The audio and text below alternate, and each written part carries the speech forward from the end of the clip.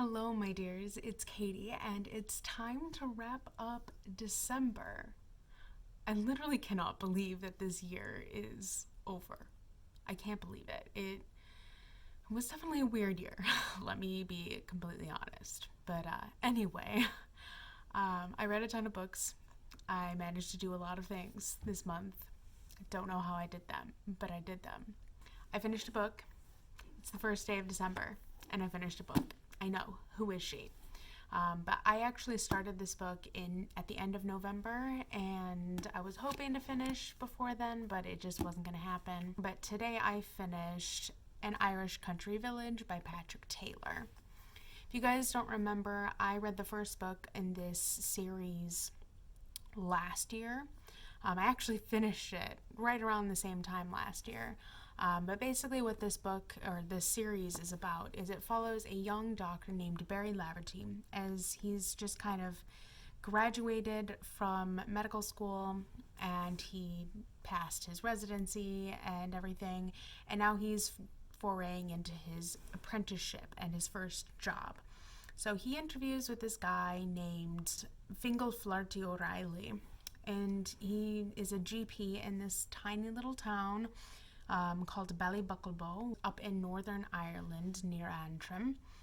And what follows is just kind of like the day-to-day life of this GP of this small Irish town, and all of the interactions with people and the relationships of those people and the things that go on in that town and whatnot.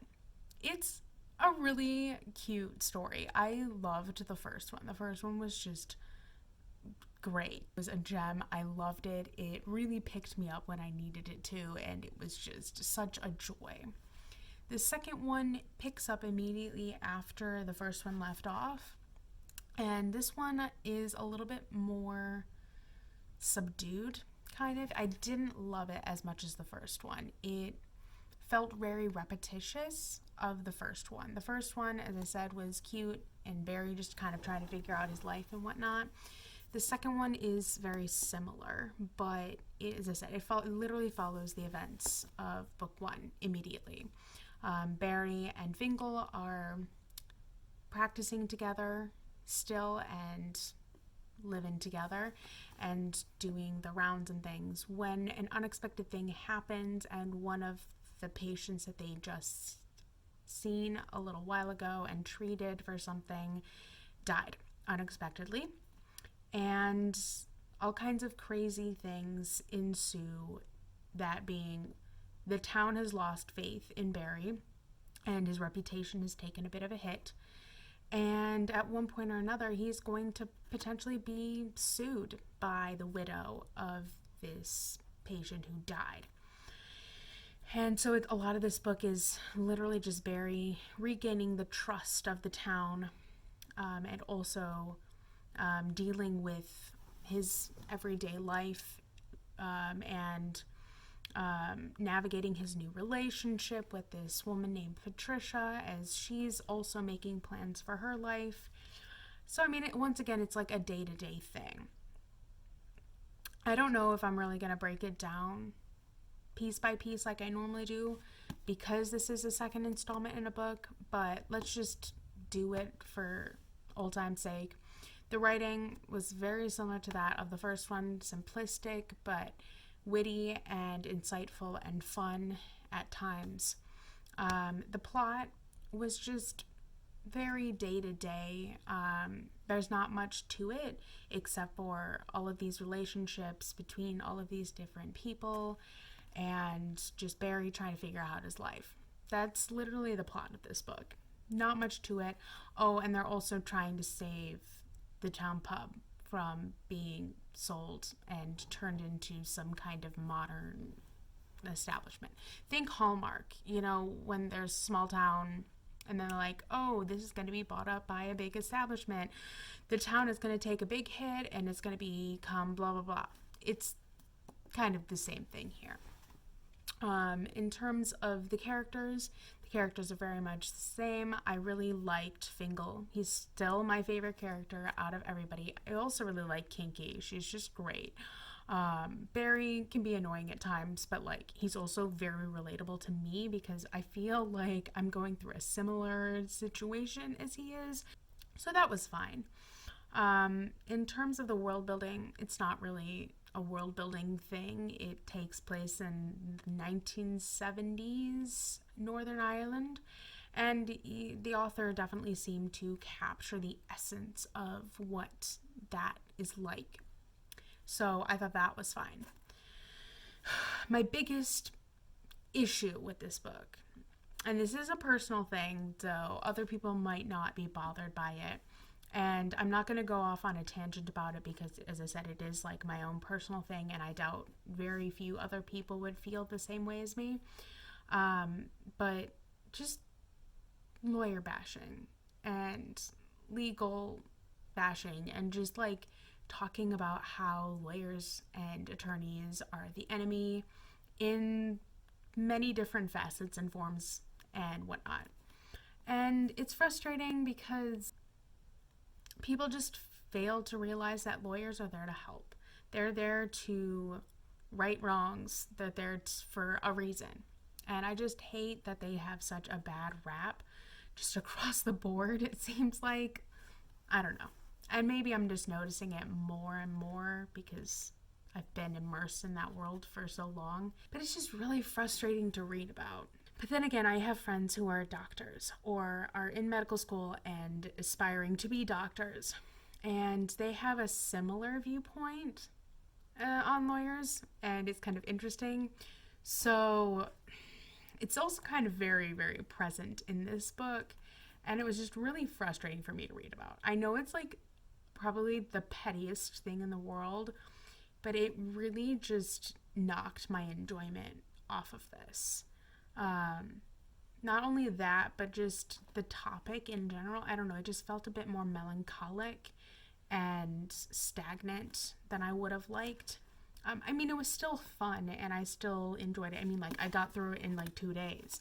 So, I mean, it's very fast reading and whatnot, but that portion of the book really bothered me, and I'd say it kind of impacted my enjoyment of the book.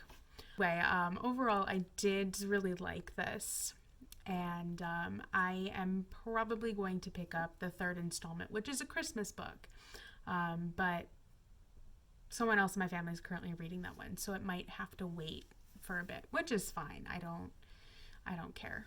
If I don't get to it till next year, that's fine too. But I don't know if this is a series I'm going to read the whole way through. I think there are like, how many books? Like 14 books, I think. 9 books, and then short stories. I don't even know. But I don't think this is a series that I'm going to read the whole way through because I just have a feeling it'll be very, very repetitious. And I don't know if that's something that I need to read about 100%. But then again, it is a lighthearted series. It's a fun series. If I am feeling down or in a bit of a weird, funky mood, it's a really easy book and a really easy series to pick up and just, work my way through in like 2 or 3 days. So, I mean, for that, I'd probably consider it. For now, I think I'll probably just read the Christmas book and then see how I feel and then probably just stop from there. But I don't know. It's not a super big priority, but it is fun to read during the fall and winter months, I'd say. If you're looking for a lovely atmospheric read, I'd definitely recommend this series. So I just finished my second book of the month, and I finished A Christmas Carol by Charles Dickens. This is a book that I've read so many times in so many different forms and seen so many different movies and adaptations of, and I really enjoyed revisiting this book and this story. This satisfied like 5 different prompts for the Bookie Trials Winter Quest, which I'm taking part of, so I'm like halfway done with my adventures, and I had so much fun with this. And so For those of you who don't know what this book is about a man named Ebenezer Scrooge who is known as the meanest and grumpiest and angriest man ever. All he cares about is money and his job and just stuff and just his own life. He's a very, very selfish man. And so what this book is about is it's about Ebenezer Scrooge's kind of redemption arc, if you will. He's visited by his dead partner and informed that he will be visited by 3 spirits, one from the past, one from the present, and one from the future. And it kind of takes him on a journey of reflection and kind of has him revisit his life in the past, examine his current life, the present, and then shows him kind of what is to come if he continues on the path that he's currently on. And it's just such a wonderful story, and I absolutely love it. It's perfect for Christmas, and it's, of course, a classic. Pretty much everyone knows about this book or this story in one form or another. But of course, I had just a wonderful time rereading it. And also, I love this edition. First of all, look at that cover. It's also illustrated, so you can see that's Marley's ghost, and then Scrooge is in the bottom. But it's just full of so many lovely illustrations and things, and I had a wonderful time rereading it. I try to reread it every year, but it doesn't always work out that way. But I'm so glad I got to reread it this year. So I just finished Eragon by Christopher Paolini, and I read this for 2 reasons. First being that I had to pick a book that was 500 pages or more for my first chapter of the Magical Readathon Winter Quest, Winter Edition thingy that's happening right now. And this is 503 pages, and I was kind of planning on reading this anyway because I wanted to do a second chance reads kind of a thing, because this is a series that I read when I was a kid but I never finished, and I was on the fence about whether I even wanted to give it a second try and things of that sort. But I was just like, you know what? It's the end of a decade. I want to give this a try and see how I feel. Does it fit the prompt? I was like, you know what? I'm going to bump this up and read it. And so I just finished it, and I have some thoughts. So first things first, for those of you who don't know what this book is about, it follows a young boy named Eragon who finds a dragon egg, and the dragon egg hatches and contains a dragon named Saphira. And then he just kind of starts his journey to become a dragon rider while also fleeing his hometown because he's being pursued by all kinds of different people, creatures, races, entities, and whatnot.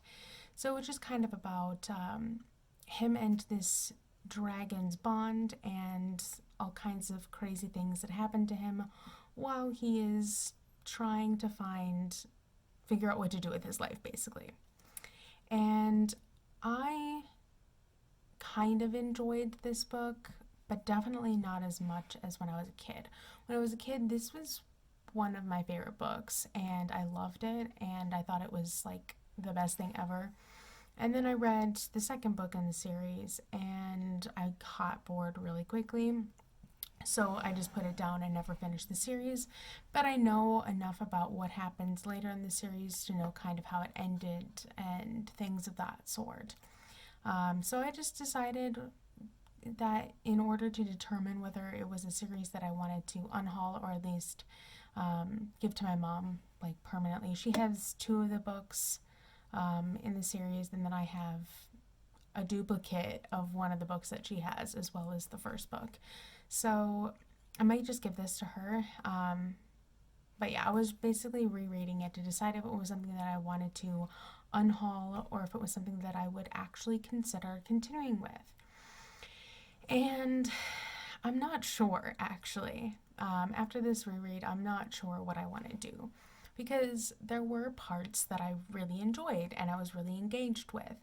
But there were other parts where I was just like, okay, I don't care.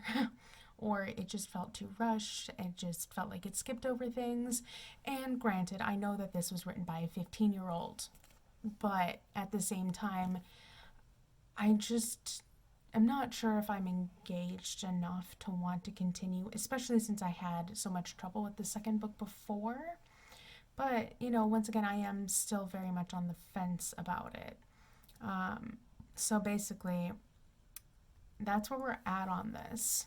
I guess I'll just walk you through everything just to give you a sense of my overall thoughts.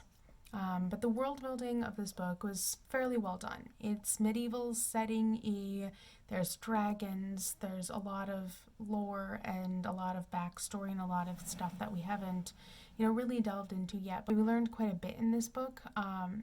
So I thought the world building was decent. It wasn't phenomenal, but it was interesting enough. And it did remind me of some other books or series and TV shows and movies and things that I have delved into before. So it was not the most original idea I've ever seen, but it was different enough that it kind of kept me going. So I did enjoy the world building for the most part. In terms of the writing was fine. It was a bit disjointed at times, and it just was severely lacking in other areas, but, it wasn't the worst thing in the world. Like, I didn't hate everybody, and I didn't hate the story that I was reading. It just, sometimes I was able to be super invested. Other times I was able to just kind of, like, disconnect completely from the book, and I would just skip over things, and I found that it didn't make a difference, like missing over those little things that I would zone out about. So that's how I felt about the writing. The plot was similar. It felt really rushed in parts, and then it felt, solid in other parts, and it felt disjointed at times. But the plot is interesting enough. As I said, it is about this young boy, Eragon, who's a farm boy. He stumbles upon a dragon egg, and then part of his family gets destroyed, and then he gets whisked off and enters the world of dragon riders and all of the perils that come along with that title.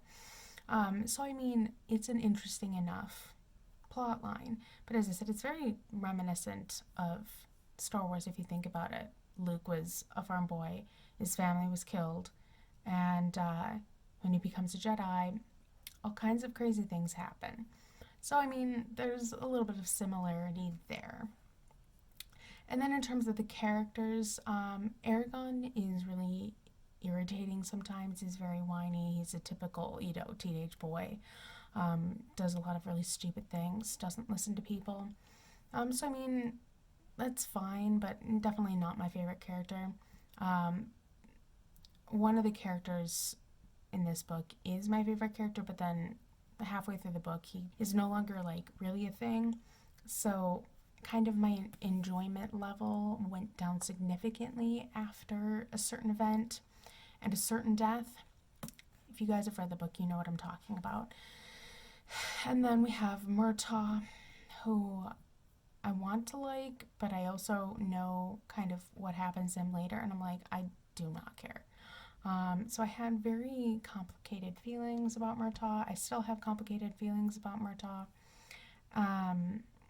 And then just some of the other characters, I don't know, just I didn't feel anything for most of them. Like, I love Saphira. Her snarkiness is, the best thing. And she's just a fun character. I just love snarky dragons. Let's be completely honest. They're great. So, overall, there were elements that I really liked of this book, but then there were some things that I was like, this could be done better. I'm not really invested in it, and I'm not sure I really care. So basically, I'm really torn as to whether or not this is a series that I want to continue with. I will sit with it for a little bit and then make my decision. But for right now, my gut is telling me maybe not. But as I said, maybe it'll change when I sit with it a bit. Just, not as invested as I would have hoped to be. But I don't know, maybe I just have nostalgia surrounding the first book, because I did enjoy the first book as a kid. Second book, not so much. So while a part of me wants to continue and see how the story goes, another part of me really doesn't. So, of course, I will keep you guys updated as to if I decide to pick it up or not. But for now, I'm inclined to say no. So, I just finished Red, White, and Royal Blue by Casey McQuiston for the third time this year. I'm not going to go into much detail about what it's about because, first of all, everyone knows what this book is about. And second of all, you've heard me talk about it 2 other times this year in a review and a wrap up and in some other tags and things. Do I regret rereading this for the 3rd time? No. Was there a reason for it? Sort of. Did I just want to reread it? Yeah.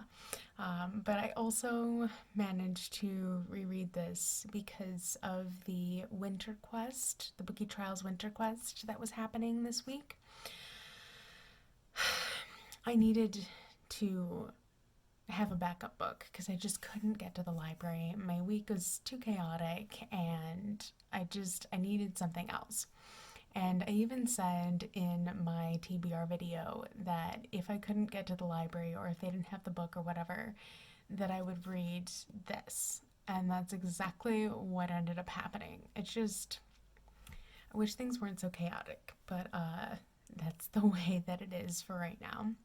All I'm going to say about this book, again, is just, I have never felt so seen, understood, and represented in a book, ever. I won't really elaborate on that because, as I said previously, this book is very personal to me, like, so personal to me. And there's really only one person that understands the full extent of it, I guess. And that's just because I read it with them for my second reread. But I could reread this book over and over again, like every month of the year, and still get something out of it, still react the same way as the first time, and just get something new out of it every single time I read it. I've had different experiences every single time I've read this, and it's just, it means the world to me. And as you guys will hear, like, this book is literally the book of my heart and soul from this year. It is so incredibly important to me, and very few people will understand what that means. Yeah, it's everything. It's everything. I won't bore you anymore by talking about this at length, but I mean, it is a book I read in December, and I want my wrap-ups to be complete, and so here we are with me, once again, basically screaming and crying over this book and everything that it is. Casey actually just came out, or I guess at the beginning of the month, end of the month, or end of last month, I don't even know anymore, and told us a little bit about the second book that they're putting out. I can't wait. And I recently found out that this was the December book of the month, and it is in hardback. I don't get book of the month, and normally I don't like hardbacks, but at the same time, part of me is like, I kind of want that. But instead, I would be satisfied with just getting Red, White, and Royal Blue merch from somewhere, whether it was like a pin or a mug or fan art or something. Like, I want something.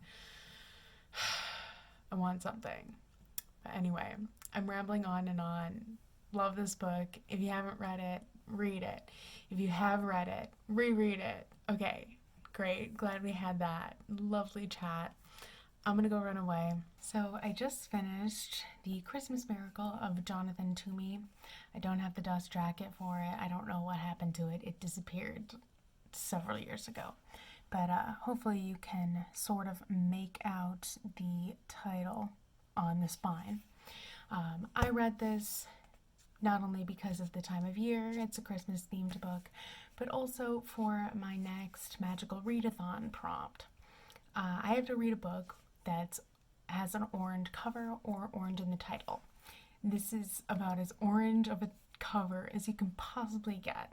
To make matters even better, when you open the book, there's a lot of like yellow and kind of orangey themes and things throughout the book. There's a lot of orange tones in here.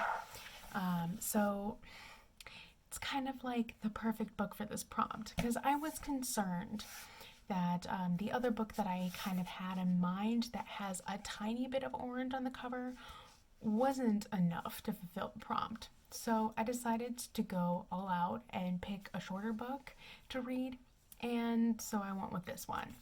Now, the story is about a man named Jonathan Toomey who is grumpy and angry and just known as Mr. Gloomy in the town. He's a woodcarver, and one day he gets visited by a widow and her son, and she asks him to make a Christmas set. It's like a nativity scene for her because her grandfather gave her this set a long time ago, but it looks like when she moved that it somehow got lost, and she was really upset about it. So she asked him to make her a new one and or recreate the old one so she could still have that with her. And he agrees. And kind of along the way, it's just kind of the interactions between Jonathan Toomey and the McDowell family, and just kind of their forming, budding friendship relationship thing that happens while he's carving this nativity scene. It's a really, really cute story, and the illustrations are absolutely stunning. So yeah, I absolutely love this book. I have to read it every single year. I usually read it with my grandma, but I decided to read it this year too. But just look at how gorgeous these illustrations are.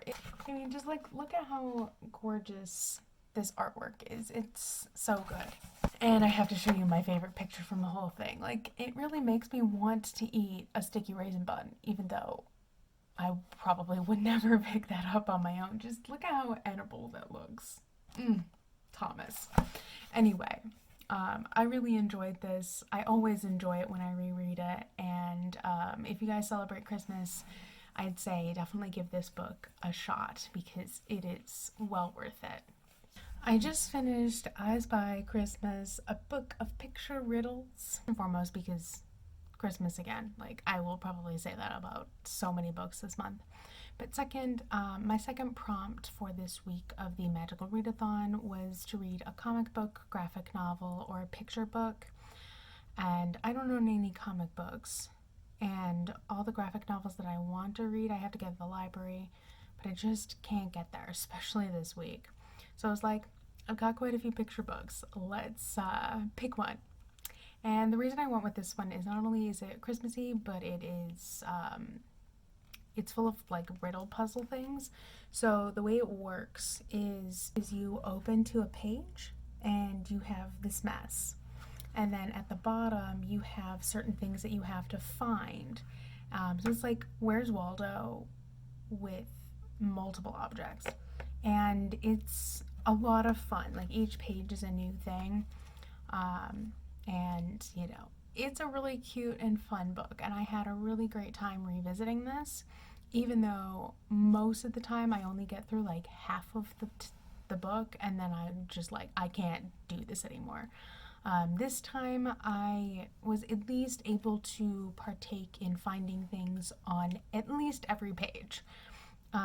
That doesn't mean I found everything, just because I didn't take the time to find everything, but I still had fun with it, and I just looked at each spread in a more detailed fashion. And I guess I can show you guys, I could do a flip through of the book. So I've already shown you this page. This is the first spread. Here we go. It's just gonna...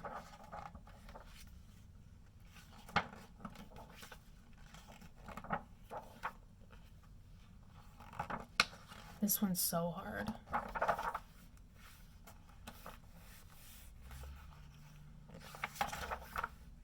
So is this one, though. Let's be frank.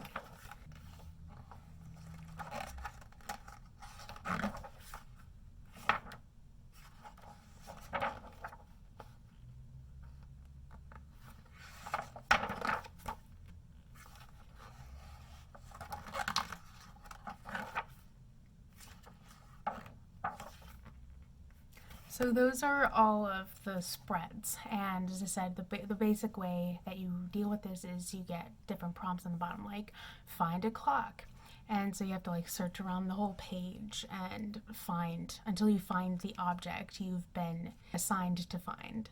So I had a really fun time with this, as I said, and I mean, even though it is a children's puzzle book, you know, adults can still do it too, and in some ways it is just as hard as an adult as it was as a kid. So last night I finished the Enchanted Sonata by Heather Dixon Walwork, and oh my god, did I love this book. I loved this book so much. Basically what this is about is it's a Nutcracker retelling. Instead of dance and things, it deals with music. Our main protagonist, Clara, is a pianist, and she's preparing for a concert, and then she receives a gift with a Nutcracker doll and a book inside, and she starts reading the book with her family the night before the concert. And she apparently has this ability to be whisked off and see the world that she's reading about, while her family is just thinks it's a regular old story. Then she gets transported to the land that she's reading about, and things kind of take off from there. It's such an unusual, wonderful retelling of the Nutcracker with my entire being. Like, it's one of my all-time favorite Christmas stories of, like, all of them. We used to go see Nutcracker every single year up until, I don't know, probably high school. And I loved this so much because it expanded upon the world that I know and love, and it made the characters more real, and in some ways it made it a lot darker, because this is a bit of a darker retelling. Like, if you guys have seen the Nutcracker, like the ballet, or know the story in any way, shape, or form, you think of like, oh, light, fun, and whatnot. And this book is still light and fun, but it has darker elements to it. It's a lot more real. It's a lot more, in some ways, historical, and it's just kind of been turned into an adventure romance kind of a thing. But I loved every aspect of this. So the writing was lovely, very whimsical, very lyrical, very reminiscent of music in a lot of ways. The plot, I've already told you about the plot. I thought it flowed pretty well. I would have liked to see a few things expanded upon, but then just as I got into the story more, I found it bothered me less and less. The world building was very, very well done. I haven't seen world building like this in a while. It was so clever, so fun, so unique. Like, I loved everything about it, but in particular the usage of music. It's kind of made me want to get back into playing the piano. I don't know if you know this about me, but I used to play piano. I played it for like 10 years and then stopped my senior year of high school. And then just really didn't pick it up again. So it's been 9 years since I've touched a piano. Well, properly touched a piano, I should say, because of course, being a vocalist, I doodle around on the piano trying to figure out what I'm doing. But I just loved it, and there was a specific aspect of the music in here that was so incredibly well done and so clever and so unique, and I was just like screaming. I was like, yes, this is exactly what I wanted. So yeah, the world building was absolutely a strong point. And then the characters were also lovely. I really enjoyed all of the friendships. I really enjoyed all of the characters, even the ones who were a little bit more on the annoying side. I could understand where they were coming from because I saw myself in them. And I was like, I'm annoyed by this because I see myself in this. And also just, the constant whiplash thing. But at the same time, I really enjoyed the progression that the characters went through and the growth that they had throughout the book. It was just so well done. And I can see myself rereading this book over and over again every year around the holidays because it's a really fast, quick, easy read, and it's just perfect winter, Christmassy vibes, and it just feels like, and nothing feels right until you're in this. So yesterday I ended up finishing And I Darken by Kiersten White. This is a book that I've been reading for months and months because it's my and my college friend's book club pick, and we've been reading it over, I think since October. Anyway, finally finished it, and I have mixed feelings about it. I know that if I were reading it by myself, I would not have liked it, and I probably would not continue with the series. But because I read it in a group of people, and we had some really good discussion and things, I liked it, I think, a little bit more. And it's a series I would potentially consider continuing. I don't know if we're going to continue on with the series or if we're going to do something else. I don't know yet, but if we do continue it, I'd probably read along just to find out what happens and everything.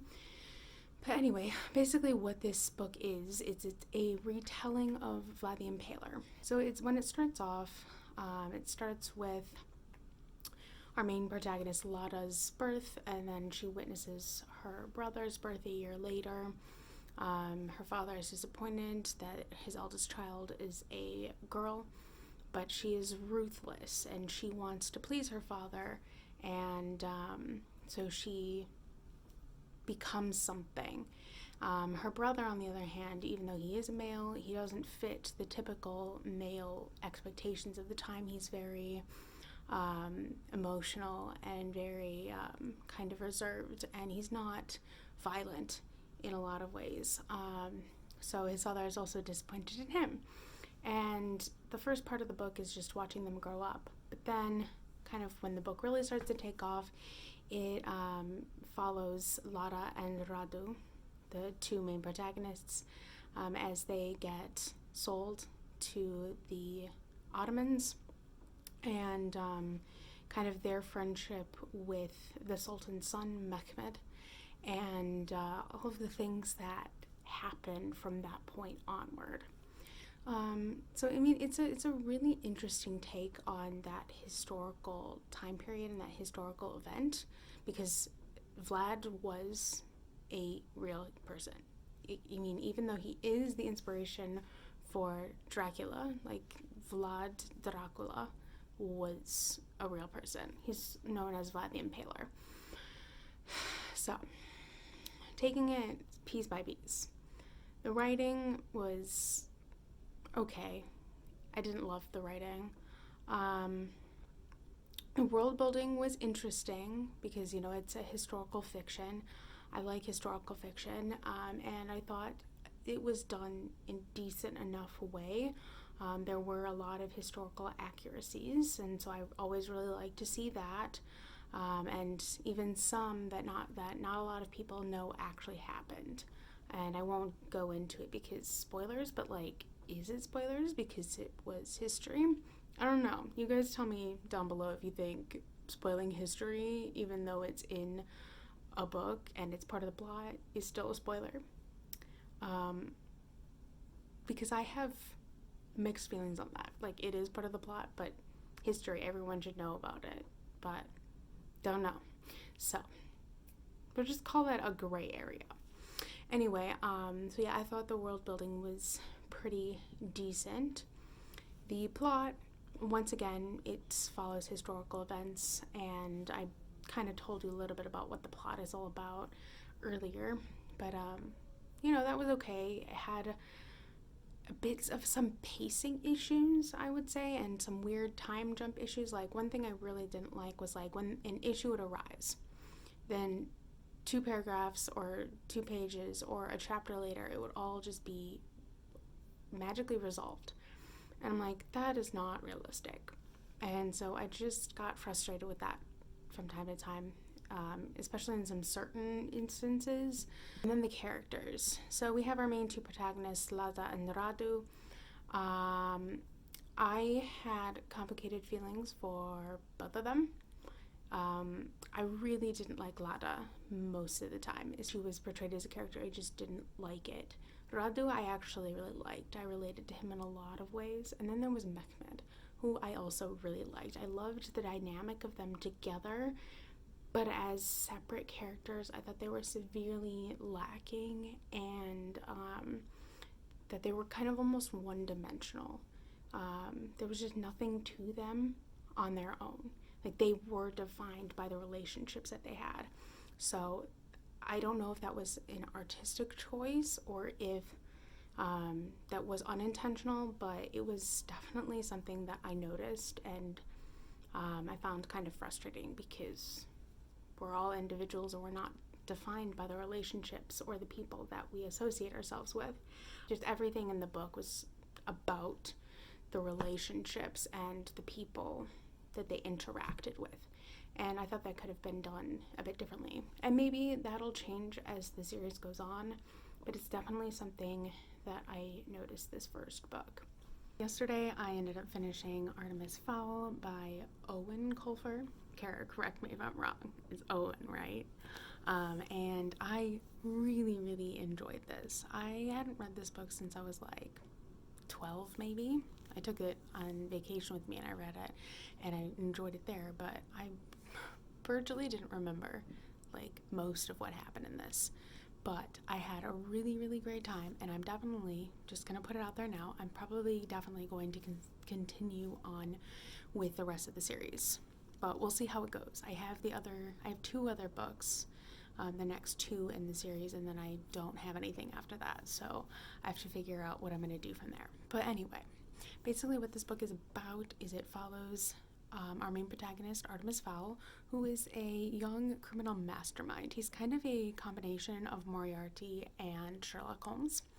Exactly, like combination of both of them. Like, super smart, super brilliant, comes up with all of these great plans and shenanigans and things, but he is a criminal first and foremost. And so his plan is to steal fairies so he can get fairy gold. Things kind of go from there. Breaking it down like usual, the writing was fun, whimsical, and very intriguing, and generally well done.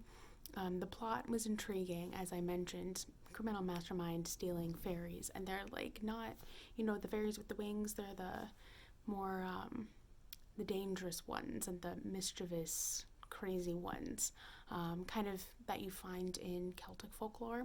Mostly. The world building, honestly, was the best part. I mean, it is do I want to call it an urban fantasy? I don't actually know, but I'm going to call it an urban fantasy because it primarily takes place in England-y area. I mean, also China, I think. It takes place in multiple different places, but it is centered in Europe, and a Europe that we would recognize. But the tie-ins with the folklore and the myths and everything was incredibly well done. I had such a blast getting to hear about all of the different types of fairies and trolls and just all of the things that you hear about in mythology around the world, but primarily like Norse-ish and Celtic-y. And just because it's something I've studied and I got really, really interested in, it was just extra fun for me to get into that and see that in this book. And then lastly, talking about the characters, they were okay so far. I mean, we were just being mostly introduced to them in this book. I love Holly. Holly is our fairy that gets kidnapped. Also, Artemis is an interesting character. I really like them separate, but also like I can't wait to see what shenanigans they get up to in the future, because I do know that, you know, their shenanigans continues later on in the series. But it was just such a joy and so much fun.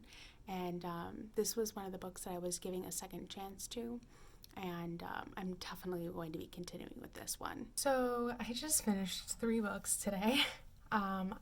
I'm taking part in the magical readathon, and we just got our new prompts for the 4th week, and I got 3 prompts, so I had to read 3 books, and I wanted to make it easy on myself since it is the week of Christmas. So I just was like, you know what, I'm gonna read everything in one day. I'm gonna pick short things and just get it all out of the way and then call it done, so that I can read other things throughout the week, because there are a few other books that I want to finish up before the end of the year, and unfortunately they didn't fit any of the prompts for this week, so I had to just redo everything. So here we go.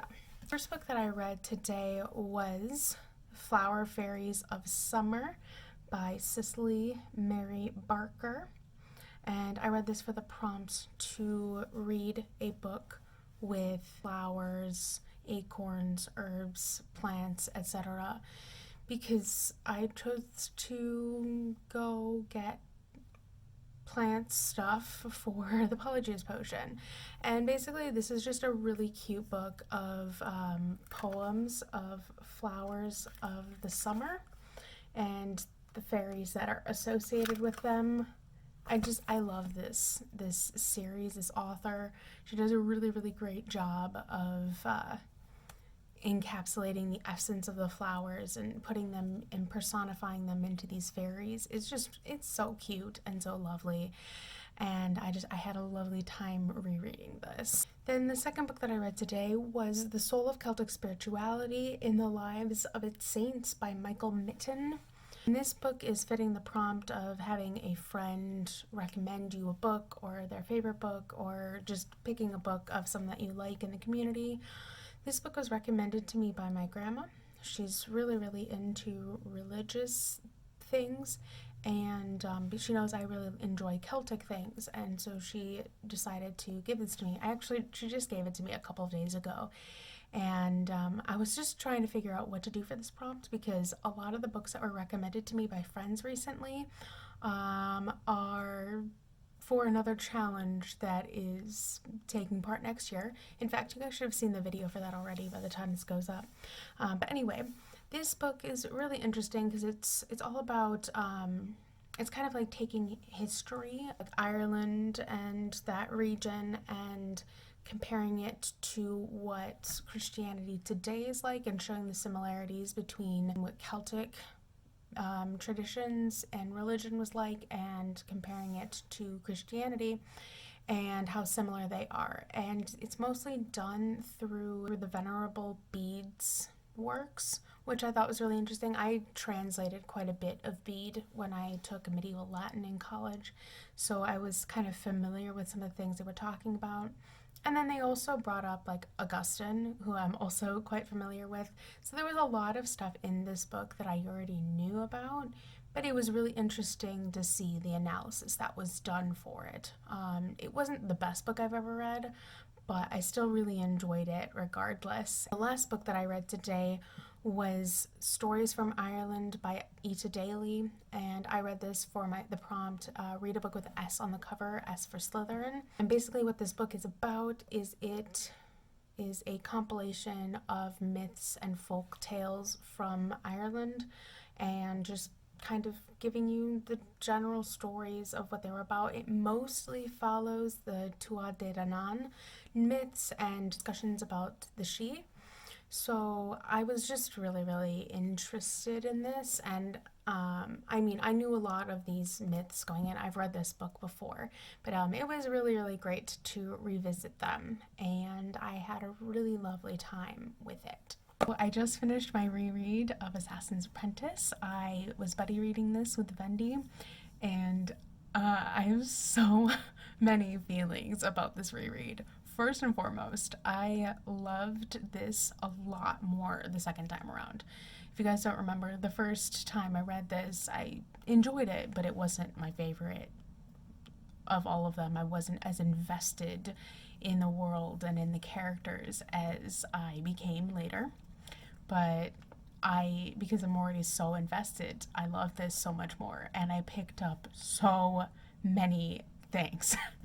I won't go into detail here, or really at all, because I don't want to spoil anyone who hasn't read this, because everything I would be saying would be spoilery. But suffice to say, I picked up a lot of interesting things about the Fool and Fitz as a character, and just things that other characters said that become super, super important later. So I'm just really loving this. I have a feeling I'm just going to love my reread more than my initial read, just because I know what's happening and I know what to look out for, and I know that I'm going to pick up all of the things. But basically, after all that, for those of you who don't know what this book is about and are new to my channel, hi, welcome. The Realm of the Elderlings is my favorite fantasy series, or one of them, I should say. What this is about is it follows our main protagonist, Fitz, who is a royal bastard, and when he comes to this place called Buckkeep, which is the capital of the Six Duchies, I guess you could call it, he is brought in by the king, and he is being trained in courtly life and ultimately in becoming an assassin. And not the ninja kind of assassins, but the stealthy kind. And it's just kind of his story from there. But another thing that is important is he has these two different types of magic. He has the wit, which is also known as beast magic, which gives you the ability to connect with animals in a lot of different ways, primarily telepathically and emotionally. But you can also have a physical connection too in certain respects. And then also there's this other magic called the skill. Now, the skill is highly, highly regarded and considered to be magic of the royal line, basically. And it gives you the ability to kind of telepathically communicate with another person, but it's so much more than that. It's kind of hard to explain both of these magic systems because it's something that you need to experience through the books, because there's just so much more to them than I could ever possibly begin to explain to you guys. So just keep that in mind. And I suppose just if I were to break this down, it would be like everything was phenomenal. All of it. Like, the writing is so immersive and so incredibly well written. The plot, while it seems slow at first, every single thing matters and has a purpose. Like, the plot of this book is first and foremost just Fitz's introduction to courtly life, to assassins. It's just kind of, I don't want to call it a setup book because it's more than just a setup book, but for this trilogy's purpose, it is a setup book. It's like, here is Fitz, here's his life, introducing you to all the relationships with all the people that he's going to have throughout the series, for the most part. And here's Fitz learning about weapons and horses and animals in general and being an assassin and just navigating his life. Yeah. And you got to throw in the skill lessons in there too. So I mean, a lot of it is just set up for the larger grand scheme of things. So the plot does feel a little bit slow at times, but give it a chance because it is well worth it.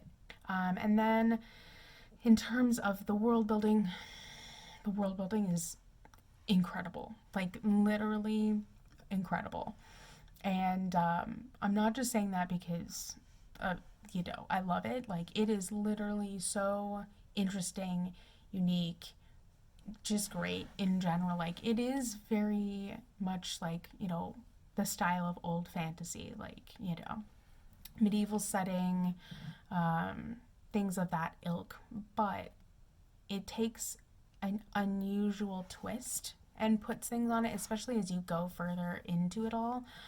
So I love the world building. And like, the thing about this book is, or this series I should say, is every little bit counts. And you might think something is insignificant now, but it comes up later and it's like really important later, and or in a different part of the world. Like, that's the thing about the series. It's so vast and so explored in depth that is just, I don't even know, guys. Finally, the characters. Our main protagonist is Fitz, and Fitz is the bastard, and he goes through so much. He has a rough time of it. Let me be completely frank. Like, he has a rough time of it. There are a whole slew of trigger warnings that are associated with these books. I will probably just link them all down below in the description because there are a lot of them. Fitz is our main protagonist and everything is told from his point of view. We do get a bunch of other side characters that I also love a whole hell of a lot. All of the side characters that Fitz interacts with are interesting or important or have some significance, and I really just love the character dynamics in these books. I just do. Like, this sets them all up, but they grow into something so large and vast and beautiful, and I love it. I have a lot to say, but at the same time, I'm probably not going to say anything because if you haven't read the books, none of it will make sense. And I did my tabbing system again, like I did with Red, White, and Royal Blue.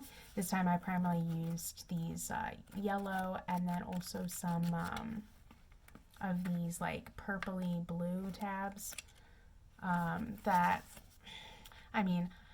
based on this cover. That's kind of how I went with it, but for those of you who are curious as to how I did the tabbing, the yellow ones, which are the ones I primarily use, like I pretty much use my whole stack of yellow tabs for this book. And so the yellow ones are just kind of important things that came up, or like foreshadowing, or like specifically marking certain passages regarding the Fool and Fitz and the Fool and their dynamic. So that's the yellow tabs, just kind of like everything. And then the purpley tabs are my favorite quotes. There are significantly less of those in here, except for more towards the end. But yeah, I know I do have quite a few quotes that I love from these books, and I just had to mark them for ease's sake. So yeah, primarily it's like foreshadowing, important information for later, and then also favorite quotes. But if you can't tell, love this book so much. Had the best time rereading it, and I can't wait to continue reading the series with Vendi in 2020. First of all, Merry Christmas Eve. Second of all, I just finished my annual reread of The Night Before Christmas. I don't have much to say about this except for that it is a very, very well-known story about Christmas Eve night, and Santa coming to visit and then leaving a bunch of toys and stuff. I read this every single year before I go to bed, or just at night because I go to bed late because I am garbage. But yeah, I have such an attachment to this, and even though I'm like, a lot older now, I still act like a kid on Christmas morning and around this time of year. And this is just one of my favorites.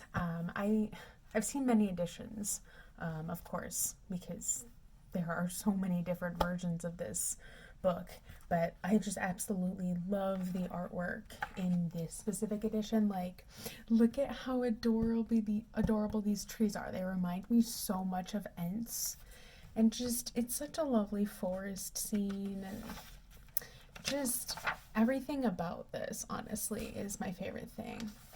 I'm flipping through it really quick just so you guys can see, but the artwork in this is stunning, and it's one of my favorite parts of this whole thing. It's just got that old-fashioned vibe, and I don't know.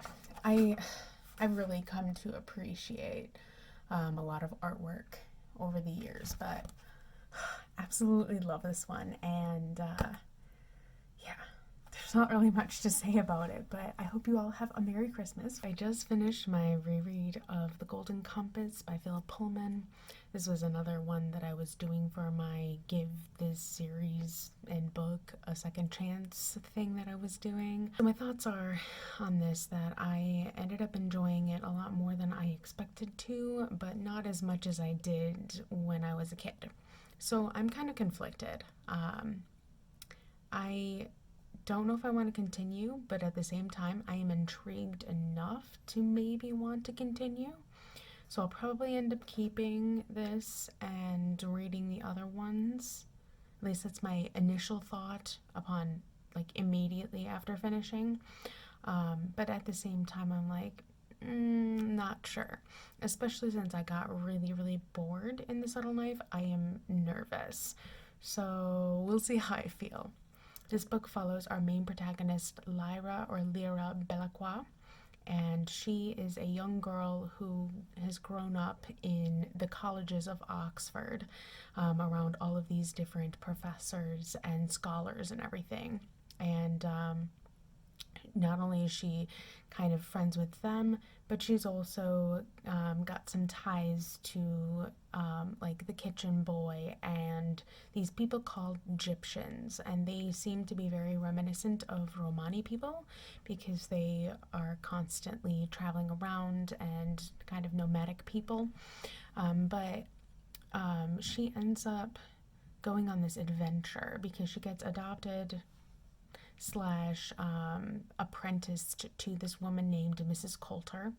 And when she finds out that she's not quite who she expected her to be, she runs off and goes on an adventure to find her uncle and figure out what this thing called dust is that everyone is talking about. So we're just breaking it down. The writing in this is very simplistic, it's easy to follow, it's very fast moving. The plot of this book is literally what I just mentioned to you guys. It's pretty well done. It's interesting. This book is split into 3 parts.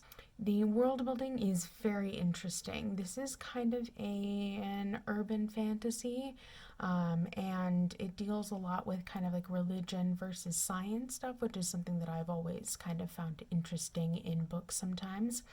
But it's got some other certain magical elements as well. And I really enjoyed seeing the world building in this. It's kind of a strong point of this book, I think. And also just the idea and the concept of these things called demons, which is, I think, a manifestation of your soul, are very, very interesting. Humans have these demon familiars who are just their companions, and they change shapes depending on someone's mood or how they're feeling. And then ultimately, when they get older, they settle into a form permanently. And that form is said to kind of give people an idea of what you are, who you are, and what your personality is like, and just the embodiment of what is in your soul, kind of a thing. And it's really, really interesting. That's probably my favorite part of the book, honestly, is the concept of demons. But then also the idea of dust is also very interesting, but I won't go into too much of that. And then talking about the characters are interesting, but they also don't feel as fleshed out as I personally would like. And while Philip Pullman wrote this book, and it seems to be more like, do I want to call it juvenile YA because the main protagonist is 11 at the start of this? I'm pretty sure he said that he didn't really put an age range on this book or on this series. Like, anyone can read it and still get something out of it, and I can kind of see what he means by that because I'm reading this as an adult, and reading it as an adult, I've gotten other things out of this rather than just what I remember from getting out of this as a kid. So it was just an interesting experience this time. But anyway, it kind of has that feel, but I just wish the characters were a little bit more fleshed out than they were. They just, in some ways, the pacing felt strange, and therefore the characterization felt a little bit off, and just kind of, I don't want to say shoddy, but it just seemed like, I don't know, he was only giving you like certain aspects and just like not giving you the full extent to what a character could be. So yeah, something about the characters didn't capture me in a lot of ways. I mean, I obviously liked some characters more than others. Like, I loved Yorick. Yorick Brunnerson, he's our bear boy, a lot. I really liked him. And I loved the witches. They're also really, really interesting. What is her name? Seraphina, I think. Starts with an S. I really liked her too.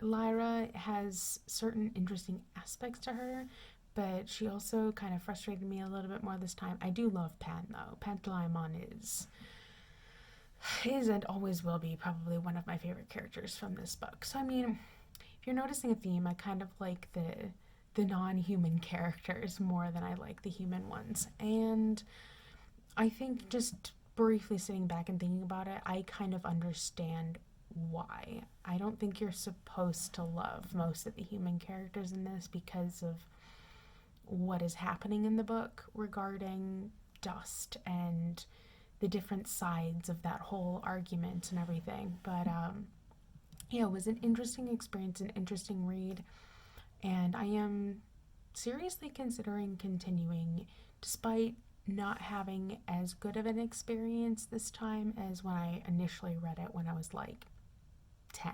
So I just finished The Knights of the Round Table by Gwen Gross. This is an adapted and abridged version of King Arthur's life, basically. And it's kind of a compilation of all of the different versions of the story compiled into one thing, and it's obviously written for children.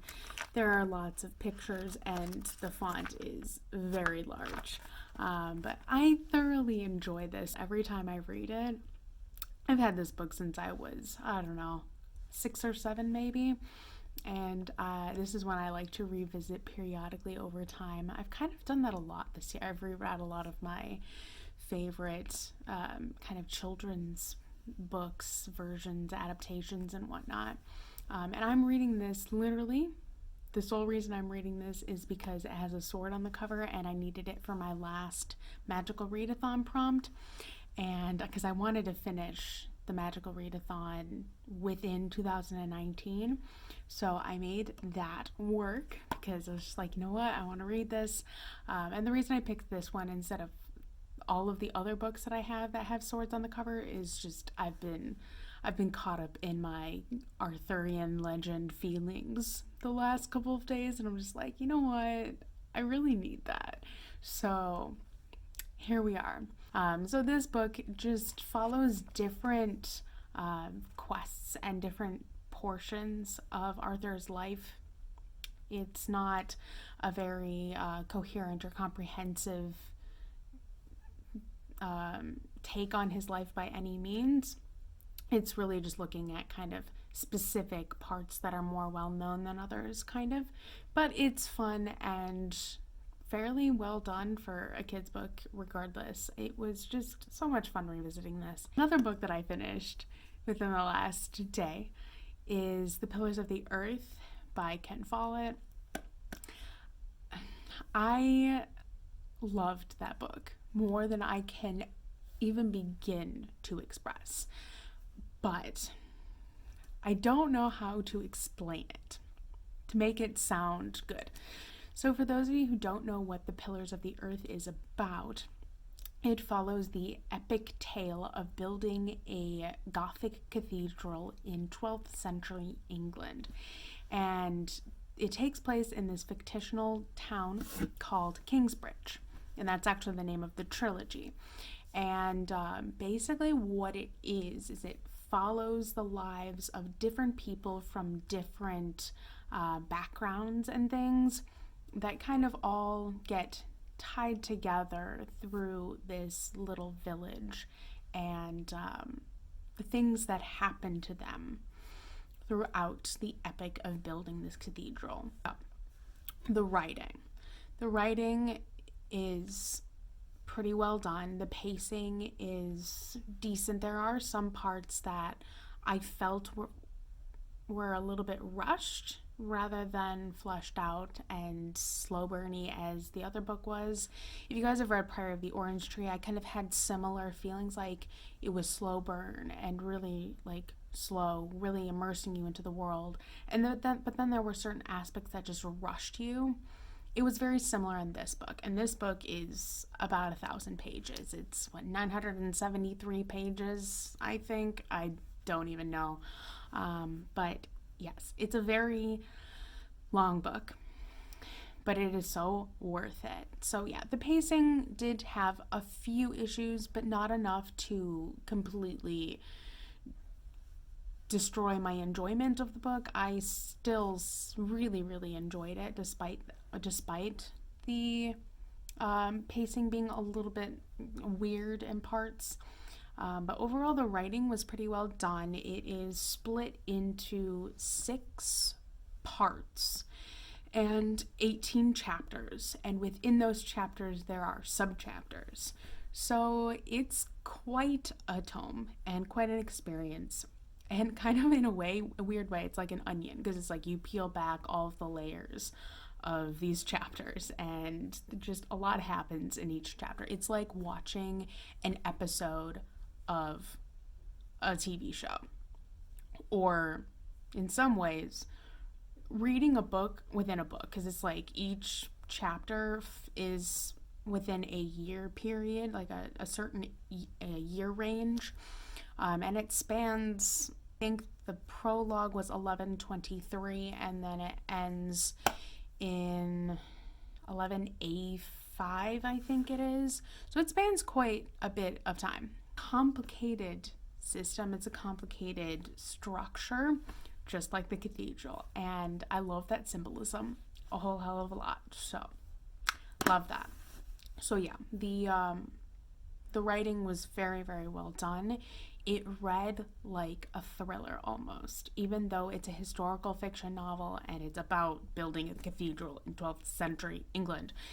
It read like a thriller. You wanted to know what was going to happen. All of this stuff was just, it was very compelling, and I loved it. Then in terms of the plot is complicated, but it's also not. Literally, the plot is the building of the cathedral, but it is also following these people's lives and all of this political intrigue and stuff that is also happening. I can't really talk about the plot because it is a lot more complicated than people give it credit for, but it is literally about building a cathedral and watching the trials and tribulations and joys and despairs of all of the people in the book. Then in terms of the world building / setting, as I said, it takes place in 12th century England in this fictional town called Kingsbridge. And it is very, very clear that Ken Follett did his research on what the time was like, because he did an incredible job at getting you immersed into what that setting was like in every sense of the word. Like, not only the building of the cathedral and talking about it in explicit detail, but also the lives of earls, kings, priors, religious figures, peasants, everybody. He did an incredible job at showing the ranges of people living in feudal England. Yeah, he did an incredible job, honestly. And it is so immersive. And he talked about the wars and the battles and just everything that everybody had to go through. And it was so good. Then finally, the characters. The characters are interesting. So we follow, I don't know, probably 6 points of view, So let's see. We start off with Tom Builder. Then we go to Prior Philip. And we follow Jack, Eliana, William of Hamley. And I think that might be it. And they are from a wide range of backgrounds, as I said. So, first I'm going to just start off by saying all of these characters in some way, shape, or form are incredibly frustrating.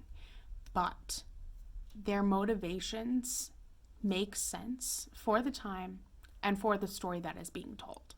So, keep that in mind if you choose to read it, which I would highly recommend that you do, seriously.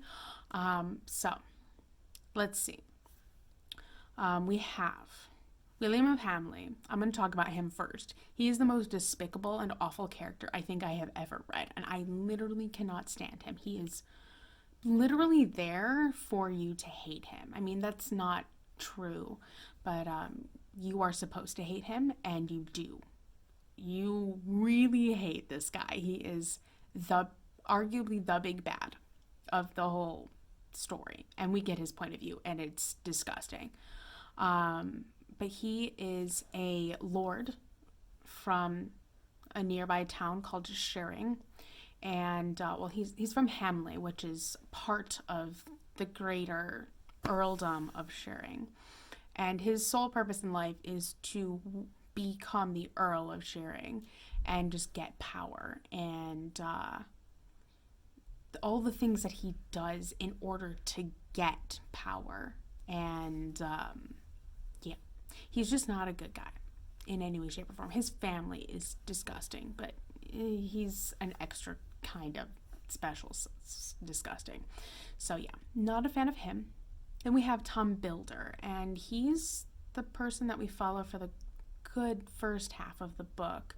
You think that he's kind of the main character, but he is a builder. He's a mason, a master builder, and he also lives in this general region. He has a wife named Agnes and several children, and they fall on some hard times, and then they have to kind of travel around and try and find work, and a lot of terrible things happen to them along the way, but ultimately they make their way to this place called Kingsbridge, which is where pretty much everybody convenes at one point or another, and due to certain events, he is the one who ends up starting the work on building this epic cathedral. Then we get to Eliana, who is arguably one of my favorite characters.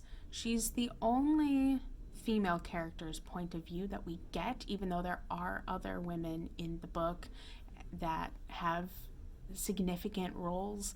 Eliana is the one who is the best. She is the daughter of at the beginning of the book, the daughter of the current Earl of Shearing. And due to certain events, which you can probably kind of guess, their earldom gets taken away, and her brother Richard end up going through some really rough times. Eliana's life is kind of tragic and really, really rough to read at times, but the thing about her that I absolutely love is her perseverance and her ability to pick herself up again despite everything that she went through. She is someone I admire greatly, and I just loved following her journey throughout the whole book. And then we have Prior Philip, who I didn't expect to like, but I kind of did at times. He was definitely frustrating sometimes, but I also really enjoyed his character. He is a monk at the Kingsbridge Priory, and we kind of watch him rise in the ranks throughout the book. So at first he starts off as this lowly monk who doesn't have any really position of power, and then he works his way up and he becomes the prior of Kingsbridge. And then we watch all of his things that he goes through with that role, and then later on he rises up higher and higher until we get to the end of the book where he's, a bit of a higher up. But he is a very interesting character, and he went through a lot of character growth throughout the book, in my honest opinion. And I was rooting for him kind of from the beginning. I was surprised at how invested in his portion of the story I was. But I got super invested in his story, and it was a great time. Then the last person that we follow is another one of my all-time favorite characters from this book, and his name is Jack Jackson. Jack is the son of a woman who was accused of being a witch. He grew up in the forest as an outlaw, and ultimately, through certain events, they end up going to Kingsbridge, and his story kind of unfolds from there. He's actually, in a lot of ways, the main protagonist of the book, even though everybody that we follow has a significant role. I would argue that Jack's story is the most important and the one that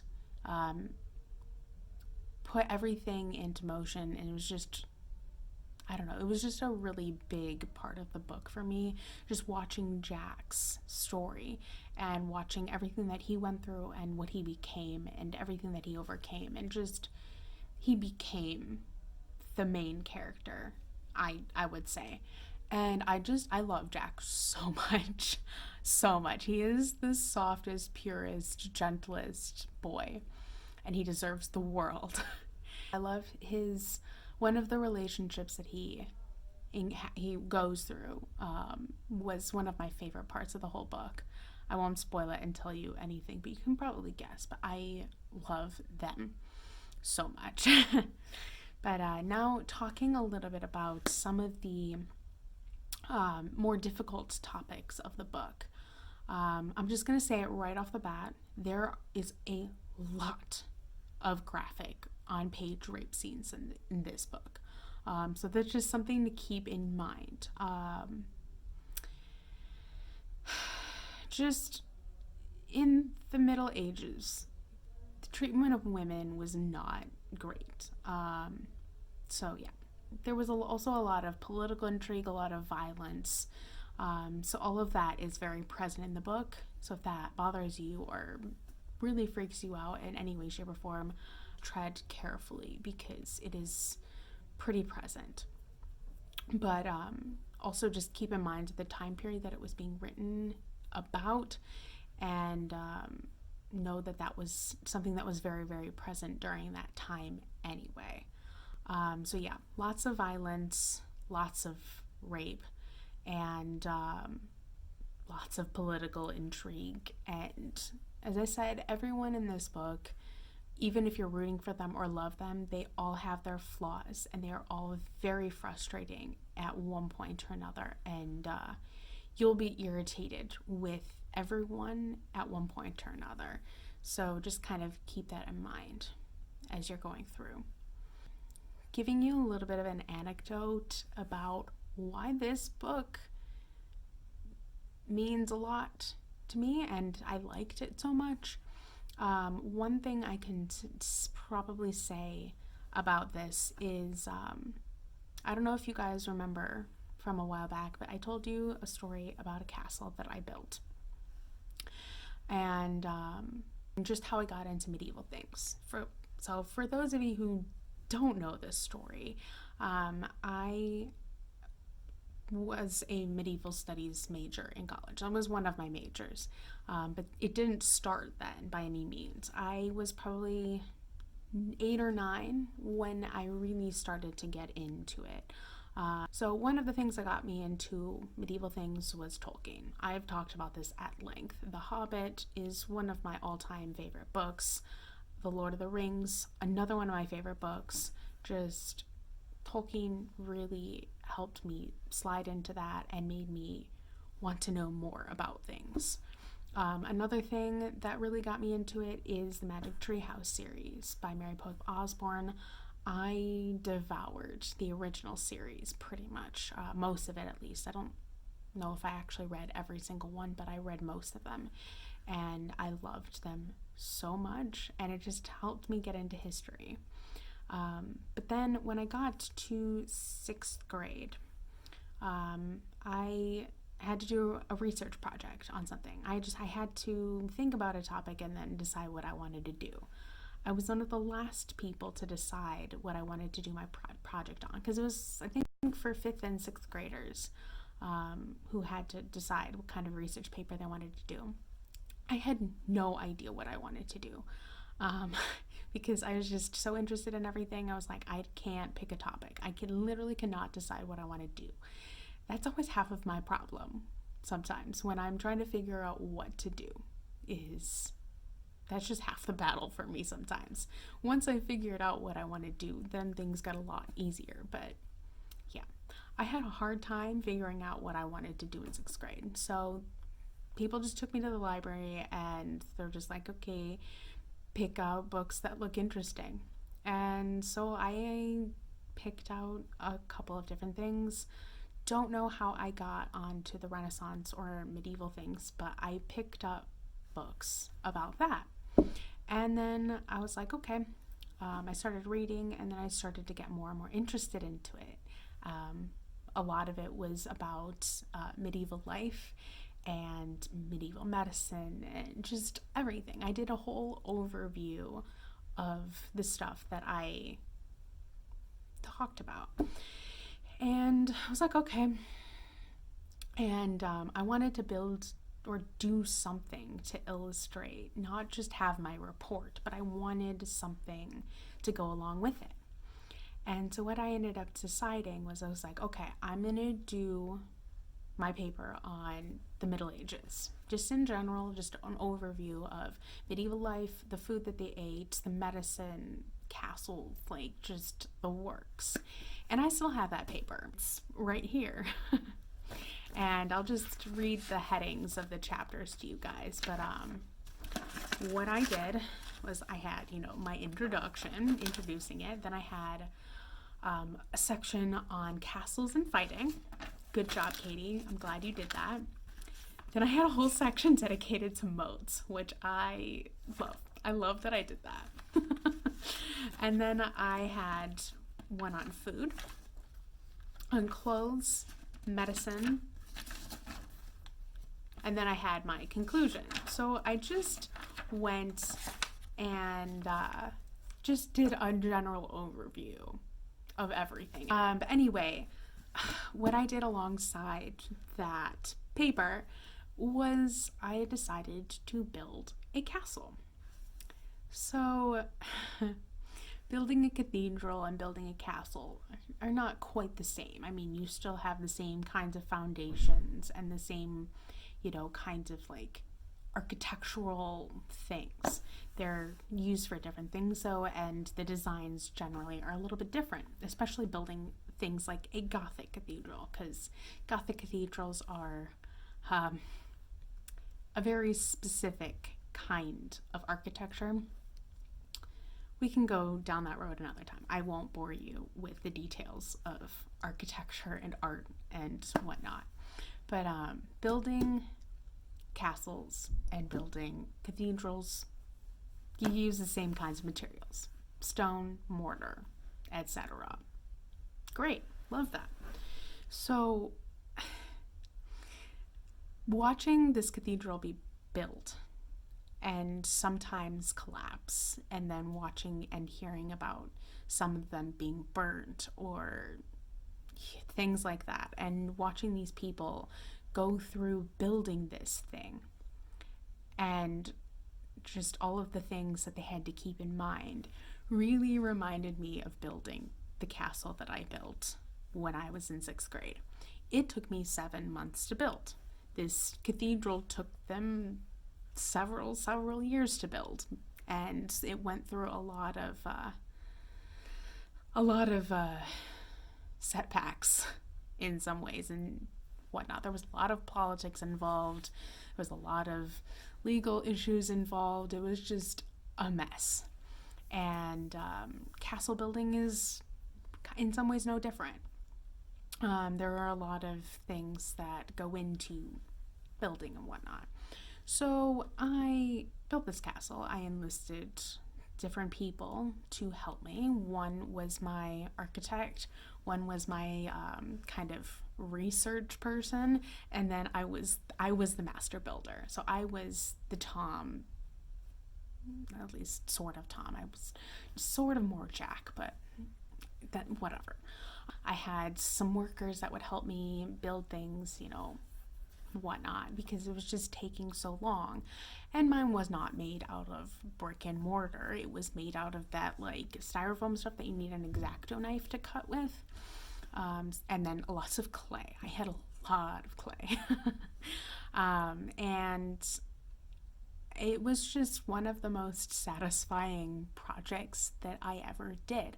And it was big. It took up 2 science tables that were put together. I had to store it in like this middle room every once in a while, and was like, do not touch, please don't touch my castle. And then when I finished it, I needed a place to store it, and like you can't store it in the middle room because people use it and whatnot, so they recommended that I store it in the janitor's closet.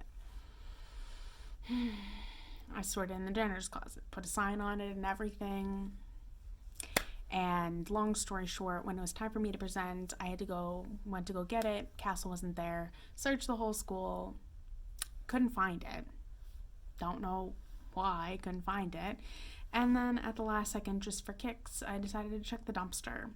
And it was in there, just completely destroyed and crushed. And yeah, it was not great. Not great. And the parallels between that and the book was, there was, like at the beginning of the book, there was a church cathedral thingy in Kingsbridge. And then due to lots of things, it ended up burning down. And it was in ruins and rubble. It was, great.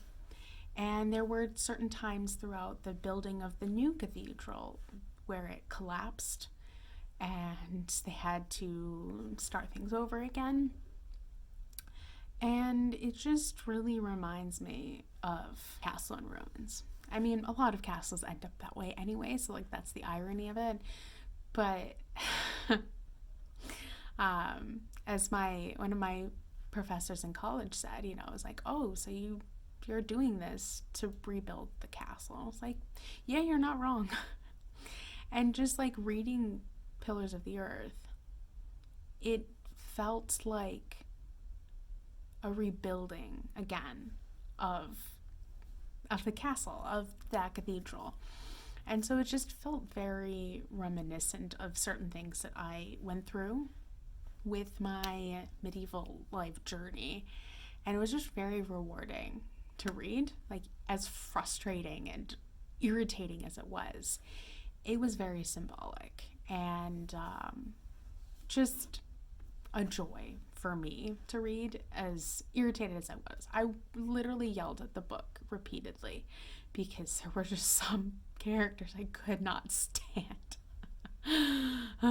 But safe to say, it was one of the most incredible books that I've read in a long time, and definitely one of my favorite books that I read this year.